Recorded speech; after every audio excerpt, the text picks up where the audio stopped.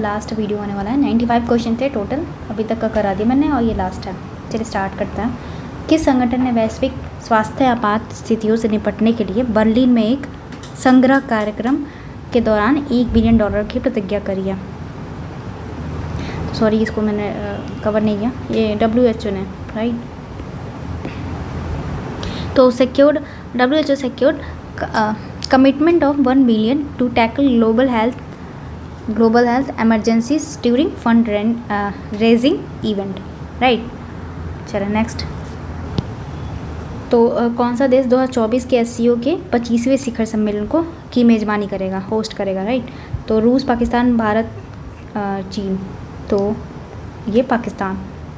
Headquarter SCO का Beijing में है और SCO के बारे में शॉर्ट्स में मैंने डिटेल में बताया, चाहे तो वहाँ से उसके ट्रिक याद कर सकते हैं कंट्रीज़ के। किस राज्य की विधानसभा ने सर्वसम्मति से एक प्रस्ताव पारित किया था जिसमें भाजपा के नेतृत्व वाली केंद्र सरकार में वक्फ संशोधन, अभी जो आज के दिन 3 अप्रैल को पास हो गया ये, ठीक है। तो ये काफ़ी ऐतिहासिक फैसला रहा है। तो इसको अपोज़ किया था किस विधानसभा ने कि ये नहीं आना चाहिए? तो सबसे इंटेलिजेंट लोग कहाँ के होते हैं?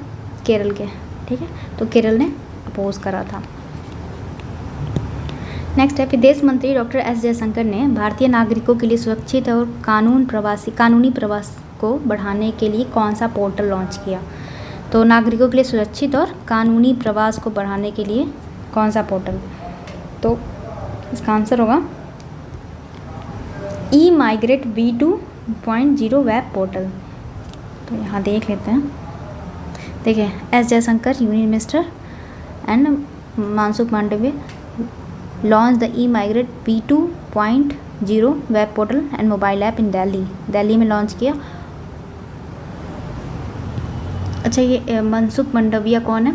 तो ये labour and employment ministry and minister of youth affair जो होता है ना, स्पोर्ट्स, मतलब इनको I think ministry of labour and employment और ministry of youth and affair दोनों है, ठीक है, इनके पास। तो e-migrate v2.0 वेब पोर्टल नाम है इसका, राइट। उस्ताद जाकिर हुसैन का निधन किस कारण से हुआ?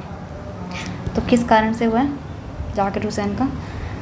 तो इसका आंसर होगा आइडियोपैथिक पल्मोनरी फाइब्रोसिस, राइट, ठीक है। तो नेक्स्ट है, हाल ही में किस मंत्रालय ने भारत समुद्री विरासत सम्मेलन 2024 का आयोजन किया? तो ये अंडरस्टूड है ministry of ports and ships and waterways, ठीक है। बंदरगाह, जहाजरानी और जलमार्ग मंत्रालय ने स्टार्ट किया समुद्री विरासत। देखिए यहाँ पे द्वारा आयोजित ऐतिहासिक कार्यक्रम पहला भारत समुद्री विरासत सम्मेलन 11 से 12 दिसंबर 2024 को आयोजित किया गया।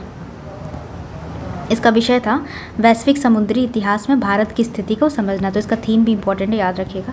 वैश्विक समुद्री इतिहास में भारत की स्थिति को समझना, काफ़ी इजी थीम है। इसको इंग्लिश में कहेंगे toward understanding India's position in global maritime history.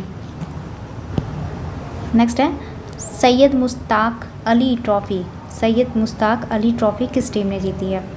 Himachal Pradesh, Madhya Pradesh, Mumbai, Karnataka. इसका आंसर होगा मुंबई ने जीती है। देखें, मुंबई डिफीट्स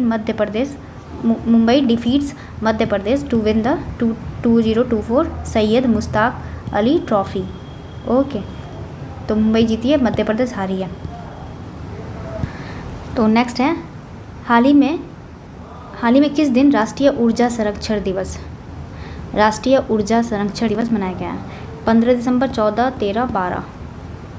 तो ऊर्जा संरक्षण दिवस कब मनाया जाता है? 14 दिसंबर को, ठीक है। यहाँ पे देखें, नेशनल एनर्जी कंजर्वेशन डे 14 दिसंबर। इसका लोगों भी ऐसे देख लीजिए थोड़ा। Kalinga institute of social sciences भी साथ में आयोजन करी थी इसका 14 दिसंबर। तो सॉरी, ये 2022 का मैंने ये डायग्राम चिपका दिया यहाँ पे, तो कालिंगा वाला अवॉइड कीजिएगा। इस साल का थीम, वैसे 2024 का थीम ये है, powering sustainability every what counts, ठीक है।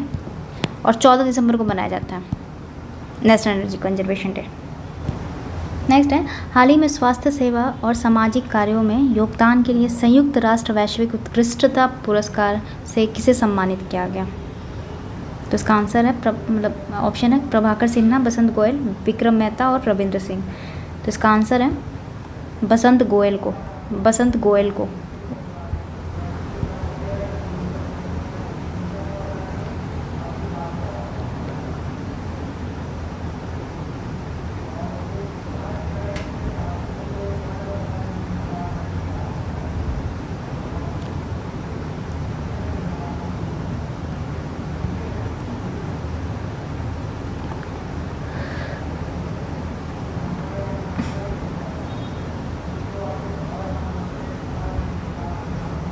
चलिए नेक्स्ट, दिसंबर 2024 में आयोजित भारत के चौथे मुख्य सचिवों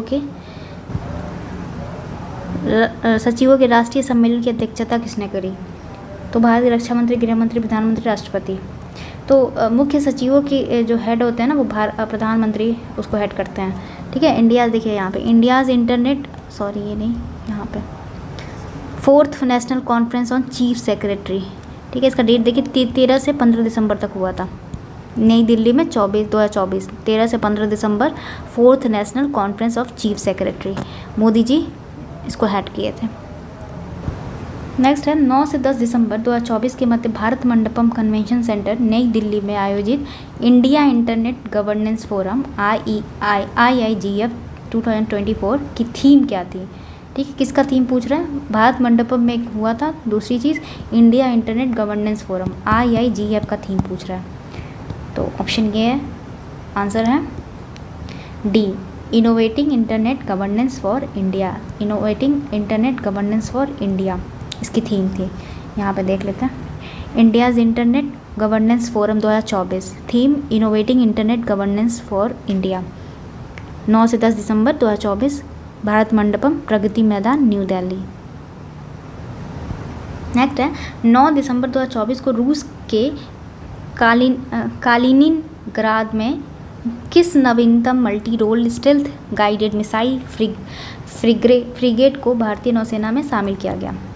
तो तुशील, विनाश, किर्च, त्रिशूल। इसका आंसर है INS तुशील। ठीक है, तो नेक्स्ट है 11 दिसंबर 2024 को किसने RBI के 26वें गवर्नर के रूप में कार्यभार संभाला? तो RBI के 26वें गवर्नर कौन बने हैं? अजय सेठ, संजय मल्होत्रा, TB सोमनाथम या राजीव कुमार? तो संजय मल्होत्रा जी बन गया अभी, संजय मल्होत्रा। तो ये किसको रिप्लेस करके बनेंगे? तो शक्तिकांत दास। ठीक है, इसके पहले थे। नेक्स्ट है 19 नवंबर से 10 दिसंबर 2024 तक हमारा शौचालय हमारा सम्मान अभियान का आयोजन निम्नलिखित में से किस मंत्रालय द्वारा किया गया? तो बताएं, पर्यावरण, वन, जलवायु, सामाजिक न्याय एवं अधिकारिता मंत्रालय, जल शक्ति मंत्रालय या स्वास्थ्य एवं परिवार कल्याण? इसका आंसर होगा जल शक्ति मंत्रालय द्वारा, हमारा शौचालय हमारा सम्मान। तो देखिए यहाँ पे हमारा, ये देखिए हमारा शौचालय हमारा सम्मान campaign linking sanitation with human right, ये 19 नवंबर से दिसंबर 10 2024 तक चला था। ओके, टॉयलेट डे कब मनाया था? 19 नवंबर ना, उसी दिन से स्टार्ट हुआ था। चलिए नेक्स्ट। ठीक है, दिसंबर 2024 में भारतीय मूल की किस स्कॉटिश कलाकार ने अपनी कला प्रदर्शनी अल्टर के लिए ब्रिटेन का प्रतिष्ठित टर्नर पुरस्कार जीता? तो किसने? मेनिका नरूला, जसलीन कौर, शीला गौड़, रीना सैनी कलात। इसका आंसर होगा जसलीन कौर ने जीता। ठीक है, अल्टर किसने जीता? जसलीन कौर ने। नेक्स्ट है 6 से 8 दिसंबर 2024 के मध्य विजयवाड़ा में आयोजित कृष्णवेणी संगीत निर्जनम 2024, कृष्णवेणी संगीत निर्जनम 2024 में किस प्रकार की संगीत परंपरा को मुख्य रूप से प्रस्तुत किया गया था? हिंदुस्तानी संगीत, कर्नाटक संगीत, सूफी संगीत या पश्चिमी संगीत? तो इसका आंसर होगा कर्नाटक संगीत। तो नेक्स्ट है राष्ट्रीय पांडुलिपि मिशन यानी नेशनल मिशन फॉर मैन्यूस्क्रिप्ट। ठीक है, तो नेशनल मिशन फॉर मैन्यूस्क्रिप्ट की स्थापना किस पंचवर्षीय योजना में किया गया था? ओके, तो इसका आंसर क्या होगा? इसका आंसर होगा 10वीं। ठीक है, 10वीं कब से कब तक था? 10वीं 2002 से 2007 तक था, ठीक है। तो 2002 से 2007, और ये कब लॉन्च हुआ था? 2003 में हुआ था। क्या? नेशनल मिशन फॉर मैन्युस्क्रिप्ट, राष्ट्रीय पांडुलिपि मिशन 2003 में हुआ था। 2002 से 2007 के बीच में आता है 2003, तो इसलिए 10वें 5 वर्षीय योजना के तहत। और इसका टारगेट ग्रोथ रेट कितना था? 8.1, और अचीव कितना होता? 7.7%। बाकी का ऑप्शन ऑल देख लेते हैं। 8वां पंचवर्षीय योजना कब आया था? तो 92 से 97 तक था। और इसको राव मनमोहन प्लान भी कहते हैं, क्योंकि लिबरलाइजेशन के जस्ट बाद ही आया था। LPG हुआ था जो भारत का 91 में, ठीक है। तो इसीलिए इसको राव मनमोहन प्लान भी कहते हैं। किसको? 8वें पंचवर्षीय योजना को। 9वें को क्या कहते हैं? 9वें में क्या आया था? कब आया था? सॉरी, 97 से 2002 तक, 2 के बीच में चला था ये, ठीक है। 1997 से 2002 तक चला था। फिर 11वां कब तक? 2007 से 2012 तक चला था 11वां। नेक्स्ट है, हाल ही में खबरों में रहा राष्ट्रीय पांडुलिपि मिशन निम्नलिखित में से किसके तहत कार्य करता है? तो नेशनल मिशन फॉर मैन्युस्क्रिप्ट की बात हो रही है, तो किसके तहत ये काम करता है? पुरातत्व सर्वेक्षण, भारतीय इतिहास अनुसंधान परिषद, इंदिरा गांधी राष्ट्रीय कला केंद्र, या साहित्य अकादमी? तो इसका आंसर होगा Indira Gandhi national centre for art, Indira Gandhi राष्ट्रीय कला केंद्र के तहत काम करता है ये नेशनल मिशन फॉर मैन्युस्क्रिप्ट, ठीक है। बेसिकली 2003 में आया था ये। और मैंडेट इंक्लूडिंग आइडेंटिफाइंग, इसमें क्या होता है? डॉक्यूमेंटिंग होता है, कंजर्व करने के लिए, ठीक है। मेकिंग एक्सेसिबल इंडियाज़ मैन्युस्क्रिप्ट को, जो भी हमारा हेरिटेज मैन्युस्क्रिप्ट है उसका कंजर्वेशन करने के लिए। और manuscript encompasses a variety of theme, texture, aesthetic, script, languages, calligraphies, illumination and illustrations। और मोटो इसका क्या है? Conserving the past for the future. Approximately 75% of existing manuscript are in the Sanskrit, while 25% in regional language।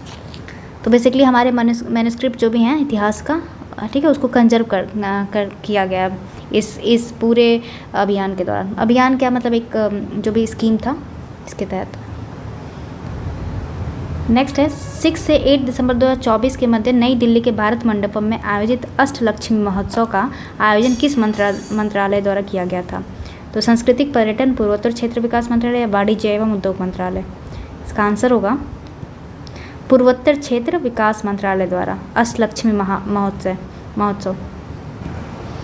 तो यहाँ पे Ashtalakshmi Mahotsav 3-day festival from December 6 to 8 highlighted North East India's art, craft and tradition at Bharat Mandapam में। North east की जितनी art and craft थी ना, उसको ये प्रदर्शित किया गया वहाँ पे, ओके।